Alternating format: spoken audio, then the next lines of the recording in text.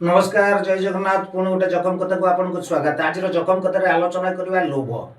आज्ञा गोटे साप थरे गोटे बेंगू को धरला खाइब बोली तार गोड़ अधा पशि जाइए पाटी भितर किंतु बेंग कौन कर गोटे कंकी आगे बुलूला से कंकीटा को धरी आज्ञा तेणु साप खाऊँ बेंगू को बेंग धरी कंकी की आज्ञा बेंग के चिंता करूनी जे मो जीवन आउ टे समय पर चली किंतु कंकी की से धरी तार माने लोभरे कंकीटा को खाईदेव बोली तेणु मनीष आज्ञा ठीक सेमती मनीष लोभर बशवर्ती सदाबले हुए जेपर्यंत आम आम लोभ छाड़ने से पर्यंत आम गोटाए भल मनीष हो पारिबा नाही।